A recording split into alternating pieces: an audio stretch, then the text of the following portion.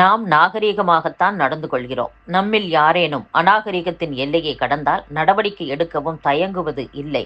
தமிழகத்தில் திமுக அரசு சாதிக்காத திட்டங்களே கிடையாது என்று முதலமைச்சர் மு.க.ஸ்டாலின் கூறியுள்ளார்.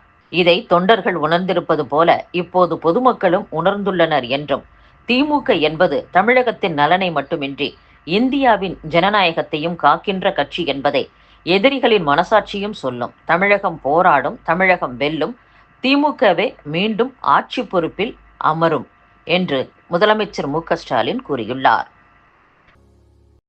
டெல்லியிலிருந்து விமானத்தில் சென்னை வந்த தான் பல மணி நேரம் காத்திருந்தும் உடைமைகள் வந்து சேரவில்லை.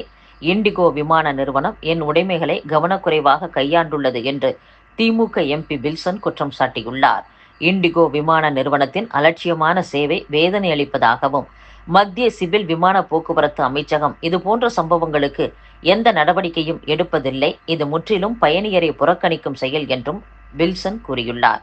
இதற்கு பதிலளித்துள்ள இண்டிகோ நிறுவனம், உங்களுக்கு ஏற்பட்ட கசப்பான சம்பவத்திற்கு வருந்துகிறோம், உங்களை தொடர்பு கொள்ள நேரம் கொடுங்கள் என பதிலளித்துள்ளது.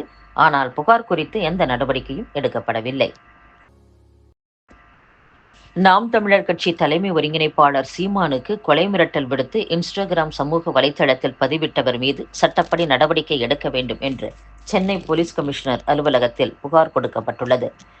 இளைஞர் பாசறை மாநில ஒருங்கிணைப்பாளர் இடும்பாவனம் கார்த்திக் அளித்த புகாரில் கடந்த 28ஆம் தேதி தேனி மாவட்டத்தைச் சேர்ந்த சந்தோஷ் என்பவர் அவரது இன்ஸ்டாகிராமில் ஒன்றை பதிவு செய்துள்ளார்.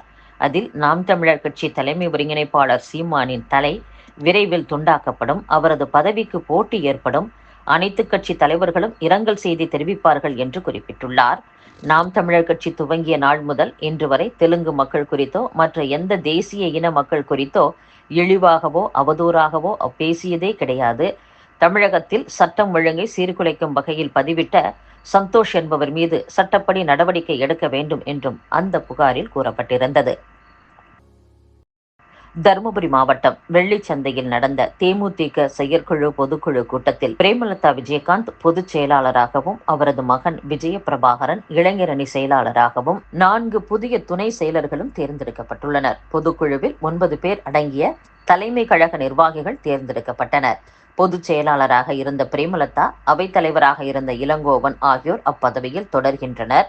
துணை செயலாளராக இருந்த பிரேமலதாவின் தம்பி சுஜிஷ் பொருளாளராகவும், துணைத் தலைவராக இருந்த பார்த்தசாரதி தலைமை நிலைய செயலாளராகவும், கொள்கை பரப்பு செயலாளராக முன்னாள் எம்எல்ஏ அழகாபுரம் மோகன்ராஜ் ஆகியோரும் தேர்ந்தெடுக்கப்பட்டனர்.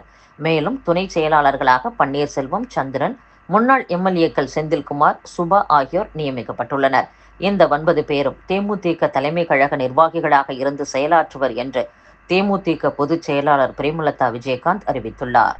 அத்துடன் கடலூரில் அடுத்த ஆண்டு நடத்தப்படவிருக்கும் கட்சி மாநாட்டிற்கு முன் தமிழகத்தின் 234 சட்டசபை தொகுதிகளுக்கும் தொகுதி பொறுப்பாளர்கள் நியமிக்கப்படுவர் என்றும், அவர்கள் மாவட்ட நிர்வாகிகளுடன் இணைந்து வெற்றிக்கு பாடுபட வேண்டும். கூட்டணி குறித்து உரிய நேரத்தில் சரியான முறையில் அறிவிப்பு வரும். நானும் கட்சியின் இளைஞரணி செயலாளராக அறிவிக்கப்பட்ட விஜய பிரபாகரனும் தமிழகத்தின் பட்டி தொட்டிகள் தோறும் சென்று மக்களை சந்திக்க உள்ளோம் என்றும் பிரேமலதா விஜயகாந்த் கூறியுள்ளார். தமிழ் சினிமாவின் முன்னணி நடிகரான அஜித்குமார் டெல்லியில் நடந்த பத்ம விருதுகள் வழங்கும் நிகழ்ச்சியில் பத்மபூஷன் விருதை ஜனாதிபதி திரௌபதி முர்முவிடம் பெற்றுக்கொண்டு சென்னை திரும்பினார். இந்நிலையில் நேற்று மாலை அப்பல்லோ மருத்துவமனையில் அவர் அனுமதிக்கப்பட்டார். வழக்கமான மருத்துவ பரிசோதனை மற்றும் பிசியோதெரபி சிகிச்சைகளுக்காக அவர் அனுமதிக்கப்பட்டதாக கூறப்படுகிறது. விரைவில் வீடு திரும்புவார் என்றும் மருத்துவமனை தரப்பில் தெரிவிக்கப்பட்டுள்ளது. டெல்லியில் இருந்து சென்னை திரும்பிய அஜித்குமாரை வரவேற்கவும் பேட்டி எடுக்கவும் ரசிகர்கள் மற்றும் பத்திரிகையாளர்கள் முண்டியடித்த போது ஏற்பட்ட தள்ளுமுள்ளுவில் அவருக்கு காலில் லேசான காயம் ஏற்பட்டுள்ளதாகவும் கூறப்படுகிறது.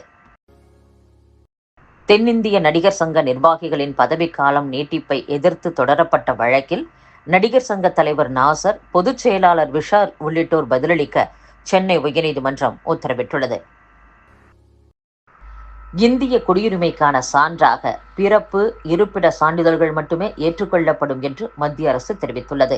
மேற்கு வங்கம், அஸ்ஸாம், குஜராத் போன்ற மாநிலங்களில் அண்டை நாடுகளான வங்கதேசம், பாகிஸ்தான் உள்ளிட்ட நாடுகளைச் சேர்ந்தவர்கள் சட்டவிரோதமாக வசித்து வருவதாக தகவல் கிடைத்தது. பல்வேறு மாநிலங்களில் சோதனை நடத்திய போலீசார் சட்டவிரோதமாக வசித்தவர்களை கண்டறிந்து கைது செய்தனர். அவர்களை நாடு கடத்தும் பணி தீவிரமாக நடைபெற்று வருகிறது. விசாரணையில் அவர்களிடம் ஆதார், பான், ரேஷன் கார்டுகள் இருந்தது தெரிய வந்தது. இந்திய குடியுரிமைக்கான சான்றாக பிறப்பு மற்றும் இருப்பிட சான்றிதழ்கள் மட்டுமே ஏற்றுக்கொள்ளப்படும் என மத்திய அரசு தெரிவித்துள்ளது. ஆதார், பான், ரேஷன் கார்டுகள் அரசின் நலத்திட்ட உதவிகளை பெறுவதற்கு மட்டுமே பயன்படும் என்றும் அறிவிக்கப்பட்டுள்ளது.